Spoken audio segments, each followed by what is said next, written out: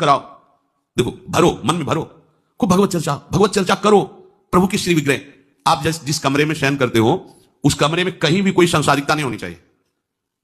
परिवार की फोटो या किसी अन्य आकर्षणकारी वैभवशाली की फोटो, ऐसा नहीं। या कोई अपने आराध्य देव गुरुदेव संत भगवान, एक से भगवत प्रेमी महात्मा, उनकी संतों की छवि, प्रियालाल की छवि, जिधर दृष्टि जाए भगवत स्मृति में लगा दे।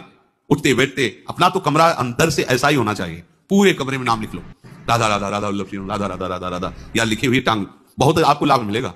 जिधर अब राधा राधा राधा, अखंड स्मृति। और जो आपका वास्तविक साधन कक्ष हो, शयन कक्ष हो, अगर ऐसा हो जाए तो बहुत बढ़िया है। अन्य का प्रवेश ना हो, कोई भी हो, सदगुरुदेव की शिवा, आराध्य देव की शिवा, उसका आप देखना, इसका बहुत बड़ा प्रभाव होता है। कई बार इस बात का अनुभव हुआ कि जैसे बाहर मन विक्षिप्त हो गया किसी बात से, किसी उपासक से, और ये भी एकदम जैसे एकदम बदल गए व्यक्ति, और भजन बड़ी तीव्रता से होने, क्योंकि वहां परमाणु भजन के वो भागवती कक्ष होता है। इसके लिए भाई जी ने भी सावधान किया। अगर ऐसा हो जाए तो मान लो असुविधा है तो कोई बात नहीं। अगर ऐसा हो जाए कि भगवत मार्ग के पथिक का जो वास स्थल है, जहां शयन करता है, बैठता है, उसमें संसारिक पुरुषों का प्रवेश ना हो।